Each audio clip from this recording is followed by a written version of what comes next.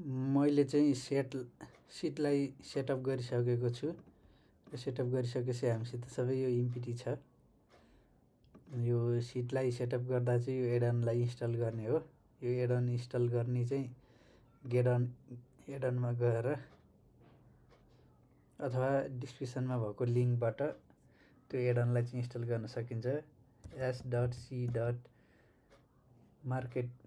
mystery search गर्ने। मैले चाहिँ इन्स्टल भइसकेको छ। यसलाई इन्स्टल गरिसकेपछि चाहिँ यहाँ देखाउँछ यो एक्सटेन्सनमा।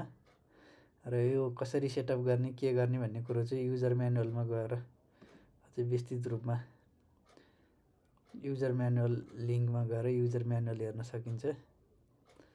यसमा चाहिँ कसरी सिट सेटअप गर्ने र सिटमा के छ कसरी युज गर्ने सबै हुन्छ। यो चाहिँ मैले पहिल्यै भनिसकेको छ। आज चाहिँ म टिएमएसबाट कसरी डाटा कपी गरेर ल्याएर राख्ने भनेर देखाउँछु। पहिला चाहिँ हामीले क्यास इन गर्नुपर्ने हुन्छ, जसलाई चाहिँ म पहिला क्यास इन गर्छु। यहाँ गएर क्यास ट्रान्जेक्सनमा जाने क्यास इन गर्छु र मेरो चाहिँ क्यास इन ट्रान्जेक्सन गर्छु। टपिक चाहिँ जे राख्दा नि हुन्छ। जस्तै आफ्नो आम्दानी खर्च विवरण सबै सेयर कारोबार गर्दिनँ म, मेरो आम्दानी र खर्चको विवरण मात्र राख्छु भन्दा पनि क्यास इन र क्यास आउटको ट्रान्जेक्सन राख्न सकिन्छ यो सिटमा। सेयर बजारकै मात्र गर्नुपर्छ भन्ने पनि छैन। त्यही मैले चाहिँ स्यालेरीबाट पाएको छु। स्यालेरीबाट 25,000 स्यालेरीबाट पाएपछि सबमिट गरिदिन्छु र हाम्रो चाहिँ सिटमा 25,000 आइसकेको छ र अहिले ब्याङ्क ब्यालेन्स पनि 25,000 देखिएको छ। त्यो चाहिँ हामीले गरेको डाटा स्टोरेजमा हुन्छ यहाँ 25,000 सबै। र यो क्यासको मात्र चाहिँ हामीले छुट्टै यसमा क्यास इन क्यास आउट फिल्टरमा गएर अहिलेसम्म कुन क्यास इन गरेछ कुन के गरेछ भन्ने चाहिँ यहाँ हेर्न सकिन्छ शीर्षकको। तर आज चाहिँ म कसरी टिएमएसबाट कपी गरेर ल्याउने भनेर देखाउन गइरहेको छु।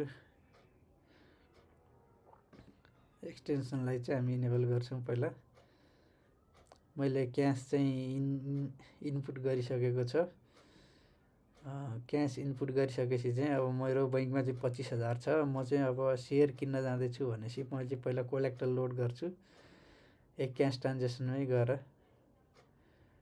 कोलेक्टर लोड गर्छु।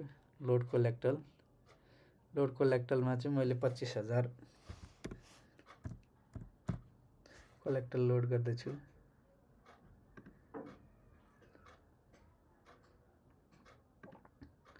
र मेरो ब्याङ्क ब्यालेन्स चाहिँ अब 0 भइसकेको छ र कोलेक्टरमा 25,000 देखिएको छ। र अहिले मेरो समरी सिटमा बाहेक अन्त छैन। डाटा स्टोरेजमा सबै स्टोर हुन्छ। होल्डिङ अकाउन्टमा अहिले केही पनि छैन। र मैले चाहिँ टिएमएसमा गएर डाटा कपी गरेर ल्याएर यहाँनिर एक्सटेन्सनको यो टिएमएस कपी बाई सेलमा जाने। टिएमएसमा कस्तो फर्मेट बनाउनु पर्छ भनेर चाहिँ यो सो कपी फर्मेटमा पनि हेर्न सकिन्छ र युजर म्यानुअलमा पनि हेर्न सकिन्छ। र पहिला जाउँ टिएमएसबाट कपी गरेर ल्याउँ। गुगल सिटमा टिएमएसबाट कसरी डाटा कपी गरेर लैजाने भन्दा टिएमएसमा लगइन गर्ने र आफूले ट्रेड गरेको कारोबारको दिनको चाहिँ ट्रेड म्यानेजमेन्टमा देखाएको हुन्छ। ट्रेड म्यानेजमेन्टमा चाहिँ डेली र हिस्टोरिक भन्ने हुन्छ। हामीले चाहिँ हिस्टोरिकबाट लिएर जाने भए यसमा डेली ट्रेड बुकमा चाहिँ जाने। मैले चाहिँ यो कोलमहरूलाई पहिले नै सेट गरिसकेको छु। यसरी हामीलाई नचाहिने कोलमहरूलाई चाहिँ यसरी अनटिक गरेर हटाउने र यो चाहिनेलाई मात्र राख्ने। यो चाहिँ एकचोटि गरेपछि हुन्छ। अनि यहाँ अल गर्ने र यहाँ भएभरको डाटालाई चाहिँ यसरी कपी गर्ने कन्ट्रोल सी गर्ने, कपी गरेर सिटमा लिएर गएर पेस्ट गर्ने। अब टिएमएसबाट कपी गरेर लिएर आइसकेपछि चाहिँ यो खाली बक्समा क्लिक गर्ने र कन्ट्रोल भी गरेर पेस्ट गर्ने। यो पेस्ट गरिसकेपछि चाहिँ पहिला चाहिँ स्टोर डाटा नगरिकन एड ट्रान्जेक्सन गर्ने। एड ट्रान्जेक्सन गरिसकेपछि हाम्रो चाहिँ यहाँ त्यो ट्रान्जेक्सन आजको ट्रान्जेक्सन जति एड हुन्छ सबै क्यालकुलेसन यसमै हुन्छ।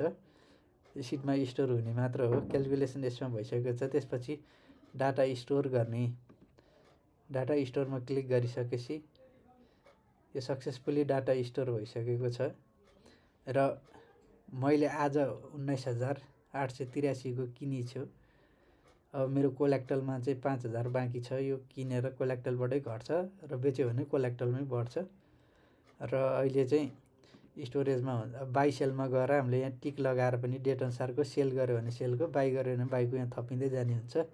र यहाँ टिक लगायौँ भने के खरिद गरेको यो डेट अनुसार हुन्छ भने होल्डिङ अकाउन्टमा अहिलेसम्म मेरो यसमा कति लस छ, आज कति भयो र ओभरअल लस कति छ भनेर यो होल्डिङ अकाउन्टमा देख्न सकिन्छ।